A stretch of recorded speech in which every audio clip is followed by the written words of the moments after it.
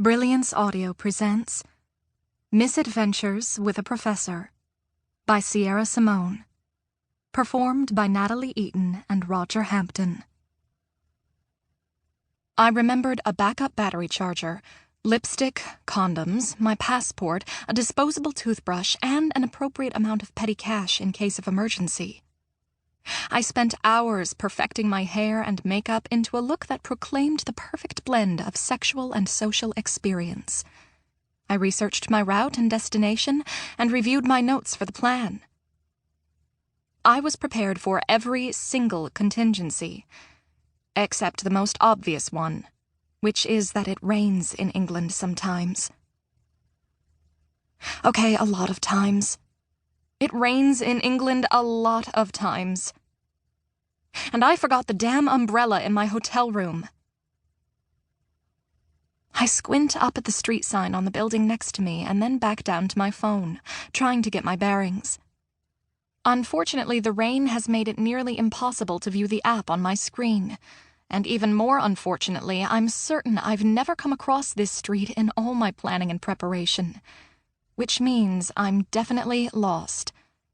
Although it's hard to tell, given how London streets rename themselves at bafflingly random intervals.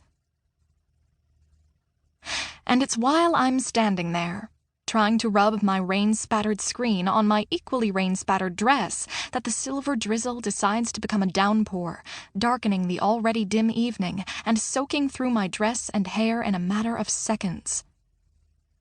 "Shit," I mutter, cupping a hand over my eyes, trying to peer through the chilling curtain of rain. I can't even see across the street, much less try to get my bearings. Shit. A black cab hisses by, sending a wave of water up and over my only pair of high heels, bought specifically for tonight and the plan, and it's the last straw.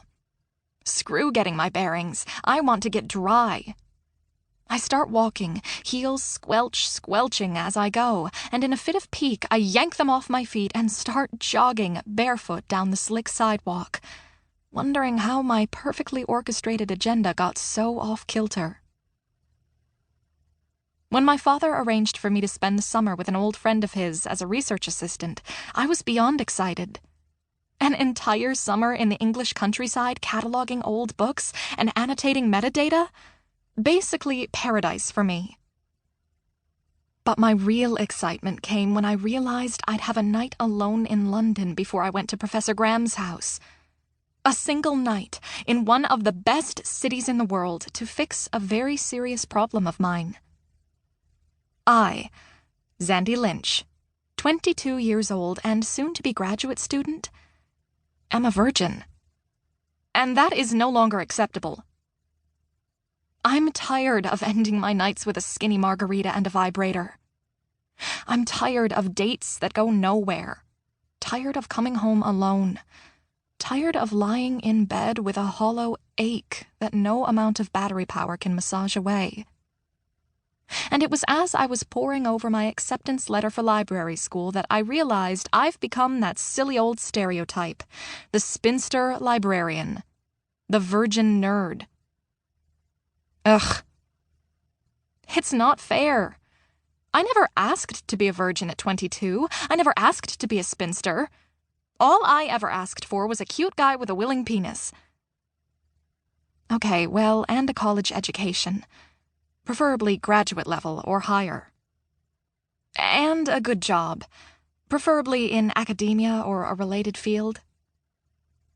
And an extensive shared list of common interests, including but not limited to modern literature, pre-modern literature, postmodern literature, Tolkien marginalia, crossword puzzles, animals, coffee, travel to places where druids sacrificed virgins, and variations of fruit pie. So maybe my standards were a little high.